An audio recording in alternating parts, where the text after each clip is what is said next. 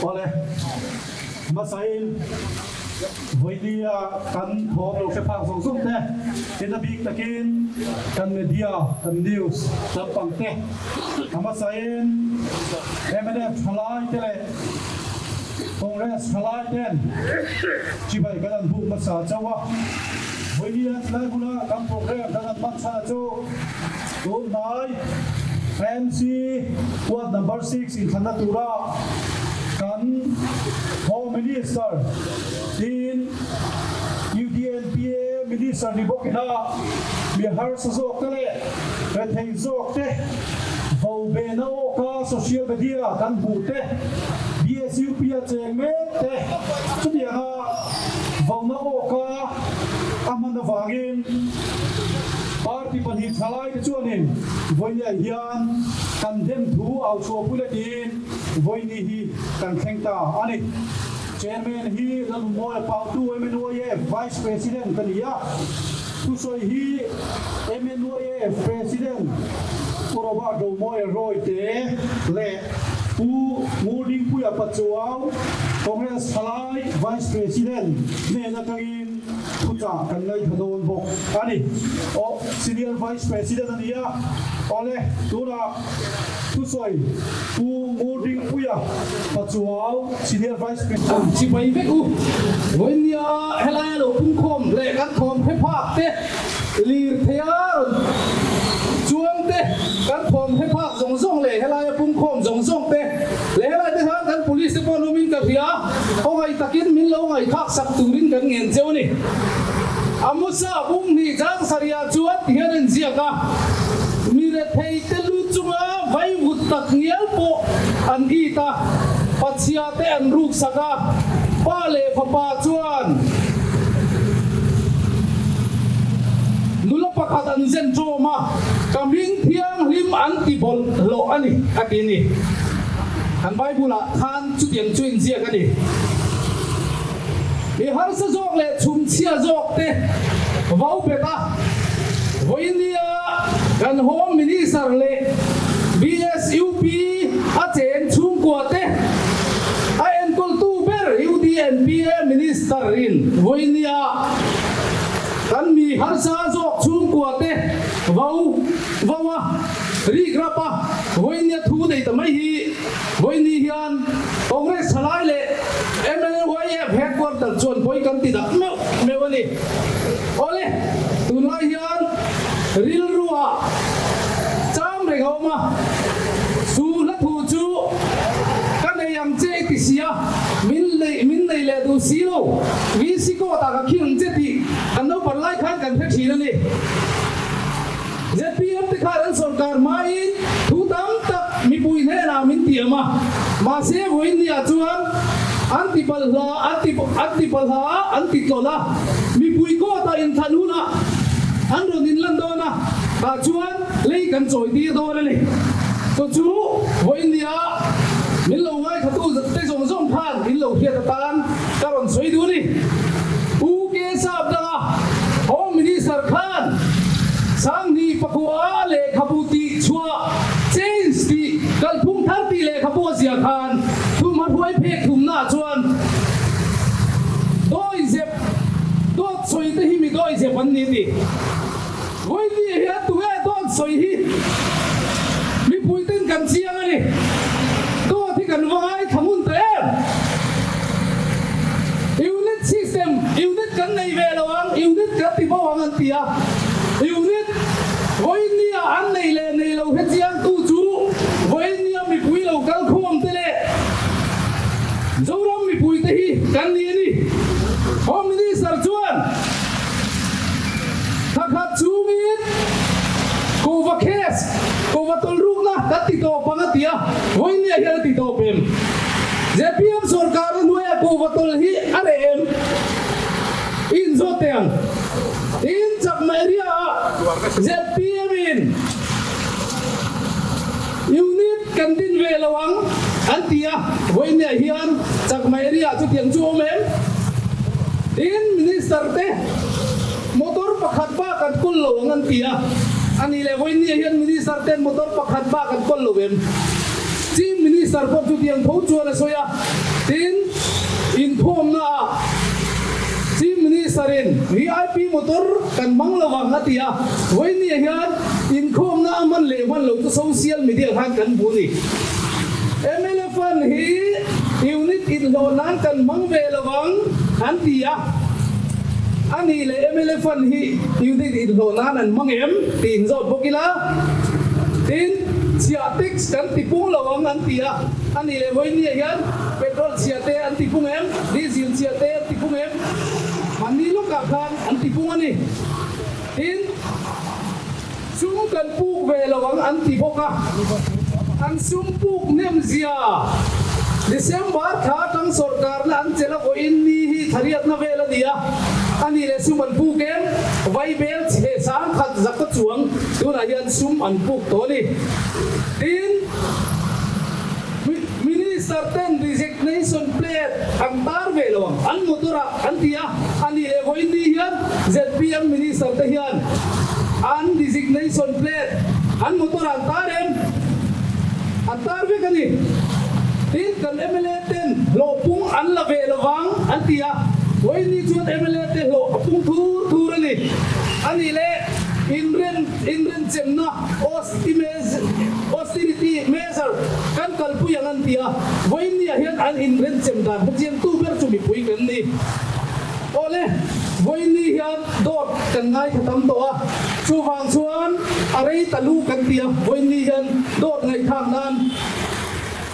ZPM Home Minister ina ale khabu jo change ti asia midoi je dot soi mang te hi midoi je pan ni ti kha voi ni a hian Congress Thalaite le MNF headquarter Thalaite de chuan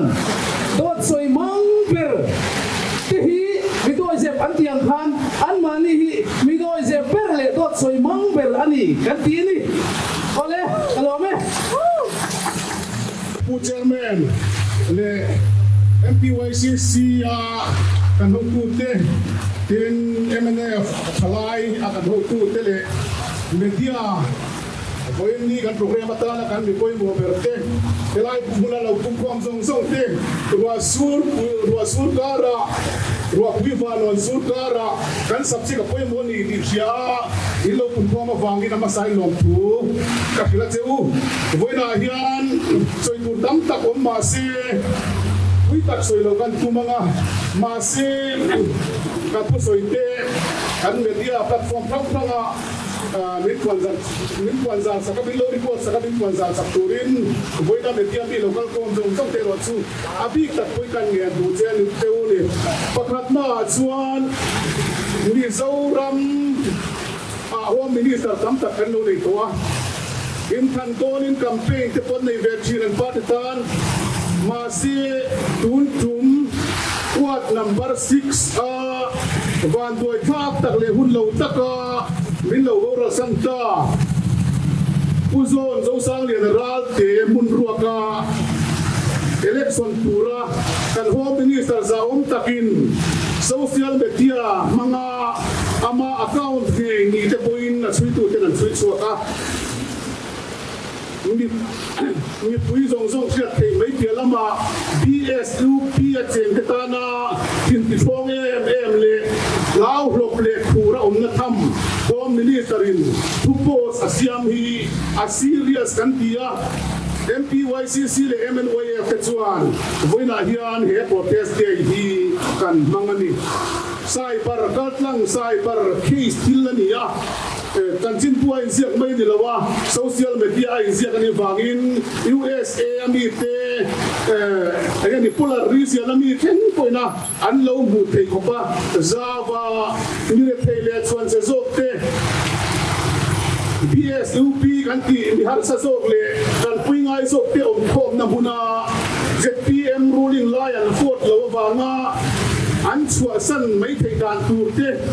ain vau na le ain rigrap na zonga kan home minister sa takin social media post asiam hi atim tak sekin kan sia ama pui da ngai tuan chen le chuan ai chirin karinga voina MPYCC le MNF ten ngaihdam deal tur le in than ma vot tha ma nge ya ngaihdam deal tur kan phut da hi lom takin piloting selati hi keipo a legislator pui kan yangin ka advice le ka tu sakna ni ti voina hian ka soi dhoni panina chuan Ward number 6 atana in kanin thantura hian party ten kan changa alo boma keini MNF le Congress party chuan howa uzona nupuinge mai ma feli candidate dahi kan tu aisa kan tu bebe ania ani na rota in han soila Congress am unau te tanga rota umzo ngeni alo om le Congress unau te ril go zauziate dil khan buziate langin kapia kemi tum sana here ke ma party big MNF party big po ril result tak pule swal le tang le swal tur kan ni ti voina kan soilang zok tua ki me la pa se PM lam te pon tang DCP lam te pon tang kan tang vet mai kan chan dua tangi ka selava article social media to post lung te setak mai le ten om tak tukin singa ka siara chu gilpa dralte ina aposali avain kasoi suak de khelava atu soi omzia chuan chan mari western hian aizol fast city sumatangin Jeng Noi som cross of pangati he cross of patum cross of panga oke Sapdanga na tifela amun te po enin na hula te po ron puanga masi ato izongin kan soyange puson joslang general te katilaya AMC corporation khan do dalin aphal lova chuwang chuan chan mari west patangin kan chan ani diam devin Gilbert ralte punge tangwal ni ka telowa tiala posa hei hi kan la serious sa kei ma mi malapun ka la serious sa di vele ka soitwa ketianga mi boral to mi hito kan MC corporator sa umtak tot mulum le tot hulwala social media platform mga Gilbert ralte an apu hi kan ngoi mai don lova koina hian thupuan lian deu le katum MNYF le MPYCC de chuan e function kan nei so hian cyber crime FIR kan sapitona gil ka track te hian ati swal man hi atwa turani ki hi kan nei ta ani Aizol Smart City and Pol 2 and how to and CEO le abin min chu ka sei lo nga an designation to ka sei zel lo mai ang tu kin si nga chu article ka hu ve le chuan telephone in ka so nga la ritin lok he nam ru na ka do nu ko kan an senior most officer Aizol Smart City tangin ka so ta chu mai chu ka tu tok lo ba Urban Ministry and Joint Secretary po alisting ni ZM Mizoram project in phone in voina nge hian jin develop khan ka phone boka Aizol Smart City project atangin chan mari wai sa hole mo multi-story parking mo bazar set saktum nahi koi khat ma Aizol Smart City he lala nei lova agenda po koi khat man la nei lova paper chete po eng mala lova tot po chop liavin albat Gilbert ralte hian mi pui bum nan thua posa mi pui bum na sakya mai ni lova puson zo sang de ralte kan ne na tolo ko vela kan ne na tolo ama in soifia pe tolo chung tot in atilo tokki angin apwa at ketianga cyber crime cyber mga apil kiswala hiyan Gilbert ralte hiyan mo apura atuar pura niti MPYCC le MNYF kan ngai dana niya in alaw ti virtule apena manong poin apena song tela hiyan kan thong chot do na niti vele ka se tu bang chuan to tin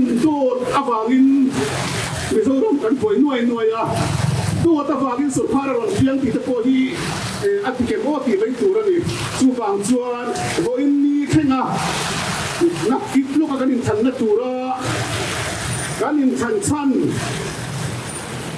e ko be la to lo un lo ta ka bin bo ro san ta min mun tha puzon zo sang le da te minga tot lo kuna tu chuan atwa tura tor ve tura ni tiani ole soi tu zel po cha ko ma ka tu soi ka ti ko don nai to ma voina hian social media atangte media tang atangte in quad number 6 chunga voter zong ten kan thule la hingun takin milo ai thak saka quad number 6 in ba ason nante AMC corporator nomitin puzon zo sang li ral te na alo ka chok te alo ma tir te ataka ti ro tin ni zel te nan te AMC ruling line me MNF AMC sarkar tataka to pui tur pima fele hi in kongai for in lo pe kan dua pima fele hi kan sia chawangin